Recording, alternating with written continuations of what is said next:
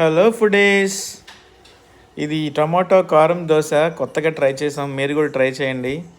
ఇలా చేస్తే చాలా టేస్టీగా ఎమ్మీగా ఉంటుంది. మార్నింగ్ పూట బ్రేక్ఫాస్ట్లో ఇలాంటివి చేసుకుందంటే ఒక మంచి మజా వస్తుంది. మీరు బెటర్గా ఉండాలంటే ఇంకా వీకెండ్లో ట్రై చేయండి, ఇంకా బాగుంటుంది. అండ్ ఇంకొంచెం బెటర్గా రావాలంటే దీని మీద ఒక ఎగ్ కొట్టేసారనుకోండి, ఎగ్ కారం దోశ అవుతుంది, ఇంకా టేస్టీగా ఉంటుంది.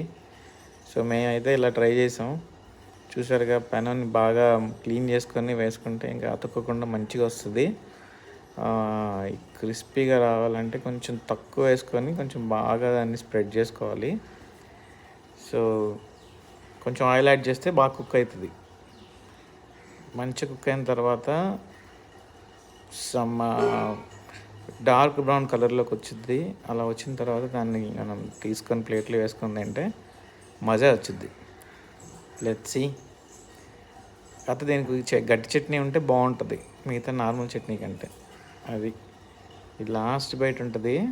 See, that's it, that's yummy.